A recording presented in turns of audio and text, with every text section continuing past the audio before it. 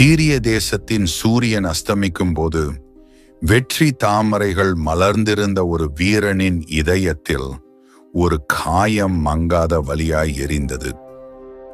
சீரிய ராஜாவின் படைத்தலைவனாகிய நாகமான் தன் ஆண்டவனிடத்தில் பெரிய மனுஷனும் எண்ணிக்கையுள்ளவனுமாயிருந்தான். வலிமையிலும் வீரத்திலும் புகழ் பெற்றவன். போர்க்களத்தில் அவன் பெயர் கேட்டு எதிரிகள் நடுங்கினர். அவன் மகா பராக்கிரமசாலியும் மிகவும் மதிக்கத்தக்கவனாக இருந்தான். அவனை கொண்டு கர்த்தர் சீரியாவுக்கு ரட்சிப்பை கட்டளையிட்டார்.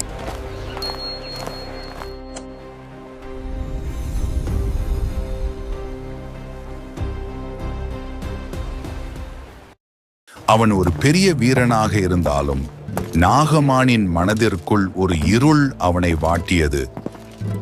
அவன் குஷ்டரோகியாயிருந்தான். இந்த வியாதி அவனை துக்கிக்க வைத்தது. அவனுடைய தெய்வங்களோ மருத்துவர்களோ குணப்படுத்த முடியவில்லை. நாகமான் நித்தம் தன் கைகளில் தோன்றும் வெண்மையான புள்ளிகளை பார்த்து துக்கித்தான். ஒரு காலத்தில் அவனது கையில் வாளின் பளபளப்பு மாத்திரமே விளங்கியது. இன்றோ அந்த கரம் குஷ்டரோகத்தின் காயங்களால் மறைந்திருந்தது. அவனுடைய மனைவி மெல்ல மெல்ல மாறுகிற அவனது நிலையை கண்டு அஞ்சினாள். ஒரு வீரனுடைய இருதயம் அவனது சரீரத்தை விட ஆழமாக வேதனையுற்றது. நாகமான் தன் ஆலயங்களில் புகையூட்டினான். தன் தேசத்தின் தெய்வங்களுக்கு பலி படைத்தான். ஆனாலும் அந்த தெய்வங்கள் அமைதியாகவே இருந்தன. ஆலயங்களிலும் தெய்வங்களிடத்திலும் நாகமானுக்கு பதில் வரவில்லை. எந்த ஒரு ஓசையும் கேட்கப்படவில்லை. அப்படியிருந்தும் கர்த்தர் ஏற்கனவே ஒரு சிறிய வழியை திறந்திருந்தார். அது ஒரு சிறு அடிமை பெண்ணின் வாயினோடே வந்த தெய்வீக சத்தமாகும். அவன் சீரியாவின் படைநடையில் இஸ்ரவேல் தேசத்திலிருந்து ஒரு சிறு பெண்ணை சிறைபிடித்துக் கொண்டு வந்திருந்தான். அவள் நாகமானின் மனைவிக்கு பணிவிடை செய்து கொண்டிருந்தாள். அந்த சிறுமி பெயரில்லாதவளாகவே இருந்தாள். சிறைபிடிக்கப்பட்ட போது அவள் 10 வயதுக்கும் குறைவானவள் என நம்பப்படுகிறது. அவள் தன் குடும்பத்தை இழந்திருந்தாலும் தன் கர்த்தர் மீதான நம்பிக்கையையும் விசுவாசத்தையும் ஒருபோதும் இழக்கவில்லை. ஒவ்வொரு மாலையும் அவள் தன் எஜமானின் வீட்டில் பணிவிடை செய்த போதும் தன் தேவனாகிய கர்த்தரிடம் அமைதியாக விண்ணப்பம் செய்தாள். அவளின் இருதயத்தில் ஒரு கருணை இருந்தது. அவள் தன்னை பிடித்து கொண்டு வந்த நாகமானின் குணமாகுதலுக்காகவே ஜெபித்தாள். தினமும் தன் எஜமானிக்கு அடிமையாக சேவை செய்த போது அவனுடைய கரங்களில் உள்ள காயங்களை பார்த்து அவள் மனம் உருகினாள். அவருக்கு குணம் கிடைத்தால் கர்த்தரின் நாமம் மகிமைப்படுமே என்று அவள் எண்ணினாள். அந்த சிறு பெண் தன் எஜமானனின் உடலை பார்த்து மிகவும் வருத்தப்பட்டு தன் சிறிய குரலால் நாகமானின் மனைவியிடம், என் ஆண்டவன் சமாரியாவில் இருக்கிற தீர்க்கதரிசியினிடத்தில் போவாரானால் நலமாயிருக்கும். அவர் இவருடைய குஷ்டரோகத்தை நீக்கி விடுவார். அந்த சொற்கள் தங்கமாக பளபளத்தன. ஒரு சிறிய அடிமை பெண்ணின் வாக்கில் தேவனின் சத்தமே ஒலித்தது. நாகமானின் மனைவி அந்த வார்த்தைகளை தன் இருதயத்தில் சுமந்தாள். சமாரியாவிலுள்ள தீர்க்கதரிசியா என்று யோசித்துக் கொண்டிருந்தாள். அவளால் உடனடியாக நம்ப முடியவில்லை. ஆயினும் அந்த சிறுமியின் முகத்தில் மின்னிய திடமான விசுவாசமும் உறுதியும் அவளை ஆழமாக கவர்ந்தன. அவள் தன் கணவனை குணமாக பார்க்க விரும்பியதால் அந்த சிறுமியின் அசாதாரணமான வார்த்தைகளை தானே சென்று தலைவனும் தன் ஆண்டவனுமாகிய நாகமானிடம் தயக்கத்துடனே தெரிவித்தாள். அதை அறிந்த நாகமான் புறப்பட்டு, அந்த இஸ்ரவேல் தேசத்து பெண் இன்னென்ன பிரகாரமாய் சொல்லுகிறாள் என்று தன் ராஜாவின் இடத்தில் அறிவித்தான். அந்த சிறுமியின் வார்த்தைகள் நாகமானின் உள்ளத்தில் ஓர் ஆழமான நம்பிக்கை தீயை ஏற்றின. மருத்துவர்கள், குருக்கள், ஜோதிடர்கள் என பலர் கூறிய குரல்களை அவன் இதுவரை கேட்டிருந்தான். ஆனாலும் யாருடைய வார்த்தைகளிலும் இத்தனை உறுதியான நம்பிக்கை அவனுக்கு உண்டாகவில்லை. அவன் எண்ணினான், அவள் சிறுமிதான், ஆனாலும் அவள் சொல்வது சத்தியம் போல் தோன்றுகிறது. அவளுடைய கண்களில் ஓர் அசைக்க முடியாத விசுவாசம் இருக்கிறது. அது பொய்யாக இருக்க முடியாது. அப்பொழுது சீரியாவின் ராஜா, நல்லது, நீ போகலாம். நான் இஸ்ரவேலின் ராஜாவுக்கு நிருபம் தருகிறேன், அதை எடுத்து செல் என்றான். நாகமானும் அதை வாங்கிக் கொண்டு தன் கையிலே 10 தாளந்து வெள்ளியையும் 6000 சேக்கல் நிறைபொன்னையும் 10 மாற்று வஸ்திரத்தையும் எடுத்துக்கொண்டு இஸ்ரவேல் தேசத்திற்கு புறப்பட்டான். அந்த பிரயாணம் மிக நீண்டது. வறண்ட மறுபூமி வழியாய் அவனது ரதம் நகர்ந்தபோது அவன் இருதயத்தில் ஒரு சிறிய நம்பிக்கையின் மலர் அரும்பியது. இஸ்ரவேலின் தேவனுடைய தீர்க்கதரிசி, உண்மையில் அவர் என்னை சுகப்படுத்துவாரா என்று அவன் எண்ணினான். இந்த நாள் வரை தன் சொந்த சரீர பலத்திலும் இராணுவ சித்தத்திலுமே நம்பிக்கை வைத்திருந்தவன். ஆனால் இப்போது அவன் ஒரு அடிமை சிறுமியின் வார்த்தையில் நம்பிக்கை வைத்தான். அதுவே அவனது விசுவாசத்தின் முதல் காலடியாயிற்று. அந்த நிருபத்தை இஸ்ரவேல் ராஜாவின் இடத்தில் கொடுத்தான். அதில், இந்த நிருபத்தை உன்னிடத்தில் என் ஊழியக்காரனாகிய நாகமான் கொண்டு வருவான். நீர் அவன் குஷ்டரோகத்தை நீக்கிவிட அவனை உம்மிடத்தில் அனுப்பியிருக்கிறேன் என்று எழுதியிருந்தது. இஸ்ரவேலின் ராஜா அந்த நிருபத்தை வாசித்த போது, இந்த குஷ்டரோகத்தை நீக்கிவிட நான் என்ன தேவனா என்று சொன்னான். இஸ்ரவேல் ராஜா அவனுடைய கடிதத்தை படித்து நடுங்கினான். சீரிய அரசன் சண்டை தொடங்க நினைக்கிறான் என்று எண்ணினான். ஆனால் தேவன் ஏற்கனவே தன் தீர்க்கதரிசியை தயார் செய்திருந்தார்.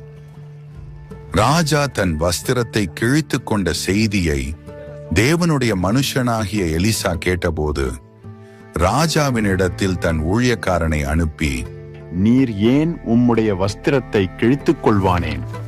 அவன் என்னிடத்தில் வரட்டும். இஸ்ரவேலிலே ஒரு தீர்க்கதரிசி உண்டு என்று அவன் அறிந்து கொள்ளட்டும் என்று சொல்லச் சொன்னார். எலிசாவின் வீடு எளிமையாயிருந்தாலும் அதன் வாசல்கள் வழியாய் கர்த்தருடைய வல்லமையான அற்புதங்கள் நிகழ்ந்து வந்தன. நாகமானின் நிலையை கேட்ட தீர்க்கதரிசியாகிய எலிசா தன் உள்ளத்தில் தேவனுடைய சத்தத்தை கேட்டார். இந்த இஸ்ரவேலின் தேவனாகிய நான் ஜீவனுள்ளவர் என்பதை காண்பிப்பேன். அப்படியே நாகமான் தன் குதிரைகளோடும் தன் ரதங்களோடும் தேவனுடைய மனுஷனாகிய எலிசாவின் வாசற்படியில் நின்றான். எலிசா வெளியே வராமல் தம்முடைய ஊழியக்காரனை அவனிடத்தில் அனுப்பி, நீ போய் யோர்தானில் 7 தரம் ஸ்நானம் பண்ணு. அப்பொழுது உன் மாம்சம் மாறி நீ சுத்தமாவாய் என்று சொல்லச் சொன்னார். நாகமான் வாசலிலே பொறுமையற்று காத்திருந்தான். இப்போது தீர்க்கதரிசி வெளியே வந்து தன் கையால் என் குஷ்டரோகத்தை தொடுவார் என்று அவன் நினைத்திருந்தான். ஆனால் எலிசா வெளியில் வரவே இல்லை. ஒரு ஊழியக்காரன் மூலமாகவே இந்த கட்டளை அறிவிக்கப்பட்டது. சீரியாவின் படைத்தலைவனாகிய அவனுக்கு இது பெரும் அவமானமாக உணரப்பட்டது. தன் வாழ்நாளில் எவரும் அவனை இவ்வளவு அற்பமாக நடத்தியதில்லை. அதற்கு நாகமான் கடுங்கோபம் கொண்டு வெளியே வந்து நின்று, அவன் என்னிடத்தில் வந்து நின்று தன் தேவனாகிய கர்த்தருடைய நாமத்தை தொழுது தன் கையினால் அந்த இடத்தை தடவி என் குஷ்டரோகத்தை நீக்கிவிடுவான் என்று எனக்குள் நினைத்திருந்தேன். ஆனால் இவரோ என்னை யோர்தான் ஆற்றில் 7 தரம் ஸ்நானம் பண்ணச் சொல்லுகிறார். யோர்தான் நதியை விட எங்கள் நாட்டின் ஆறுகளான அப்னாவும் பர்பாரும் மேலானவைகள் அல்லவா என்று உரத்த சத்தமிட்டான். அவன் பெருமையினால் நிறைந்து கோபத்துடன் திரும்பிச் செல்ல முயன்றான். சீரியாவின் படைத்தலைவனாகிய அவனுடைய அகந்தை அவனை பிடித்துக் கொண்டது. இவனுக்கு சொல்லப்பட்டதோ, ஒரு எளிய காரியம், நீர் போய் யோர்தானில் குளி. ஆனால் இதுவே அவனுக்கு ஒரு சோதனையானது.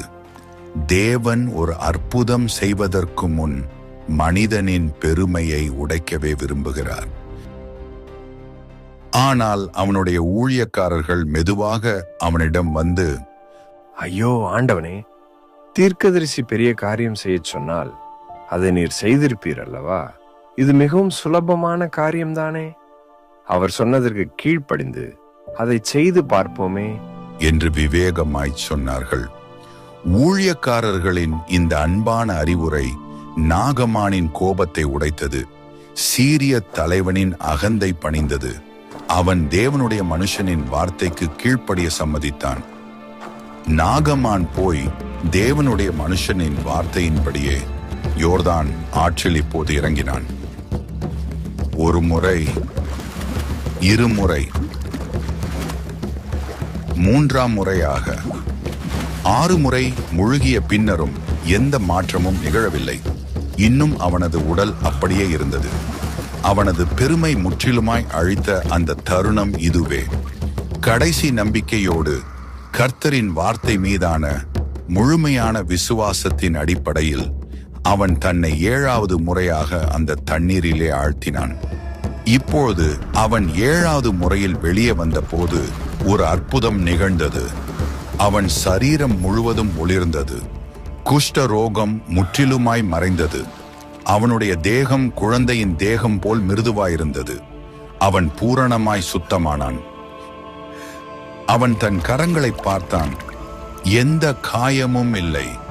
அவன் தன் சரீரத்தை தொட்டான். குழந்தை போல் மென்மையாக இருந்தது. அவன் உடனே முழங்காலில் விழுந்தான். கண்ணீர் வடிந்தது. இஸ்ரவேலின் தேவன் ஜீவனுள்ளவர் என்று அவன் உரக்க கூறினான்.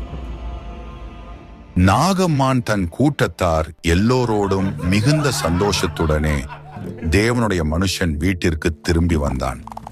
அவன் எலிசாவின் முன்னே நின்று, இதோ இஸ்ரவேலின் தேவனைத் தவிர பூமி எங்கும் வேறு தேவன் இல்லை என்று நான் இப்பொழுது அறிவேன் என்று விசுவாச அறிக்கை செய்தான். தான் எடுத்துக்கொண்டு வந்திருந்த காணிக்கைகளை வாங்கிக் கொள்ளுமாறு அவன் எலிசாவின் இடத்தில் மிகவும் வேண்டிக் கொண்டான். ஆனாலும் எலிசா அதை வாங்க மறுத்துவிட்டார். நாகமான் எவ்வளவாய் சம்மதித்தும் அவர் அதை ஏற்றுக்கொள்ளவில்லை. அப்பொழுது நாகமான் எலிசாவினிடத்தில் 2 விண்ணப்பங்களை வைத்தான். முதலாவது, உமது அடியேனுக்கு 2 கோவேறு கழுதைகள் சுமக்கக்கூடிய அளவு இஸ்ரவேலின் மண்ணை தர வேண்டும் என்றான். அந்த மண்ணை கொண்டு போய் தன் தேசத்திலே ஒரு பலிபீடத்தை கட்டி அதிலே இஸ்ரவேலின் தேவனுக்கு சர்வாங்க தகன பலியை செலுத்துவேன் என்றும் வேறே தேவர்களை ஒருபோதும் வணங்குவதில்லை என்றும் உறுதிபட கூறினான். அதற்கு எலிசா அவனை நோக்கி, சமாதானத்தோடே போ என்று சொன்னார். நாகமான் அந்த இஸ்ரவேலின் மண்ணை தன் கரங்களில் எடுத்து அதை கவனமாக பார்த்தான். இதுவே என் தேவனை நித்தம் நினைவில் நிறுத்தும் அடையாளம் என்று அவன் உள்ளம் எண்ணியது. அவனுடைய இருதயம் கர்த்தருக்குள் நன்றி நிறைந்தது. அவனுக்கு கிடைத்த குணமாகுதல் சரீரத்திற்கு மட்டுமல்ல, அவனுடைய ஆத்துமாவிற்கும் கிடைத்த பூரண சமாதானமாயிற்று. நாகமான் சிறிது தூரம் சென்ற பிறகு எலிசாவின் வேலைக்காரனாகிய கேயாசி என்பவன், இதோ என் ஆண்டவர் இந்த காணிக்கைகளை நாகமானின் கைகளிலிருந்து வாங்காமல் விட்டுவிட்டார். நான் ஓடிச் சென்று அவனிடமிருந்து எதையாகிலும் பெற்றுக்கொள்வேன் என்று தன் இருதயத்திலே எண்ணி நாகமானை பின்தொடர்ந்தான். நாகமான் கேயாசியை கண்டவுடனே ரதத்திலிருந்து இறங்கி, எல்லாம் சமாதானமா என்று கேட்டான். அதற்கு கேயாசி, சமாதானம்தான். என் ஆண்டவர் உம்மிடத்தில் 2 தாலந்து வெள்ளியையும் 2 மாற்று வஸ்திரங்களையும் தன் சீஷர்களுக்கு கேட்க என்னை அனுப்பினார் என்று பொய் சொன்னான். நாகமான் சந்தோஷமாய் அவனிடம் 2 தாலந்து வெள்ளியையும் 2 பைகளில் 2 மாற்று வஸ்திரங்களோட கட்டி தன் வேலைக்காரரான 2 பேர் மேல் வைத்து கேயாசிக்கு முன்பாக சுமந்து போகும்படி அனுப்பிவிட்டான். கேயாசி அதை அவர்கள் கையிலிருந்து வாங்கி வீட்டிலே மறைவாக வைத்து அந்த மனுஷரை அனுப்பிவிட்டான். பின்பு அவன் உள்ளே போய் எலிசாவுக்கு முன்பாக நின்றான். எலிசா அவனிடம், கேயாசியே, நீ எங்கே இருந்து வந்தாய் என்று கேட்டார். அவன், உமது அடியான் எங்கும் போகவில்லை என்று மறுபடியும் பொய் சொன்னான்.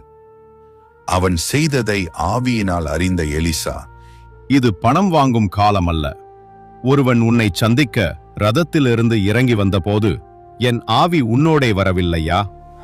ஆகையால் நாகமானின் குஷ்டரோகம் உன்னையும் உன் சந்ததியாரையும் என்றைக்கும் பிடித்திருக்கும் என்றார். உடனே அவன் உறைந்த மழை நிறமான குஷ்டரோகியாகி அவர் சமூகத்தை விட்டு புறப்பட்டு போனான். தேவ பிள்ளைகளே, இந்த நாகமானின் வரலாறு நமக்கு ஒரு விசேஷித்த விதத்தில் ஊழியம் செய்கிறது. யோர்தான் தண்ணீரினால் இந்த அற்புதம் நடக்கவில்லை. இது நாகமான் அந்த சிறு அடிமை பெண்ணின் வார்த்தையை உறுதியாய் நம்பி இஸ்ரவேலுக்கு வந்து தேவ மனுஷனுடைய வார்த்தைக்கு கீழ்ப்படிந்ததினால் அவனுக்கு கிடைத்ததாகும். ஆண்டவர் இன்றும் நமக்கு சுகத்தை தர வல்லவராயும் வாஞ்சை உள்ளவராயும் இருக்கிறார். அவர் நம்மிடம் பெரிய கிரியைகளை எதிர்பார்ப்பதில்லை. நம்மிடம் எதிர்பார்ப்பது அவரை முழுமையாய் நம்பி அவர் மேல் விசுவாசம் வைப்பது மட்டும்தான். சிறிய சுக்கான் ஒரு பெரிய கப்பலை திருப்புவது போல நம்முடைய விசுவாசம் நம் வாழ்க்கையை முற்றிலும் மாற்றும். நாகமான் குணமடைந்தது யோர்தானில் அல்ல. அவனுடைய பெருமை யோர்தானில் மூழ்கிய போதுதான் அவன் உயிர் பெற்றான். அதே போல் நாமும் எளிய விசுவாசத்தோடு கர்த்தருடைய குரலுக்கு கீழ்ப்படிந்தால் நம் வாழ்க்கையிலும் அதே அற்புதம் நிச்சயமாக நிகழும். தேவனால் கூடாத காரியம் ஒன்றுமில்லை. அவர் தழும்புகளால் நாம் குணமாகிறோம் என்ற சத்தியத்தை விசுவாசித்து நம்முடைய சுகத்தை நாம் பெற்றுக்கொள்வோம். இதை பார்த்து கொண்டிருக்கிற நீங்களும் யாரேனும் வியாதியோடு இருந்தால் தேவனை விசுவாசிக்கும் உங்களுக்கு சுகம் நிச்சயம். ஆமென்.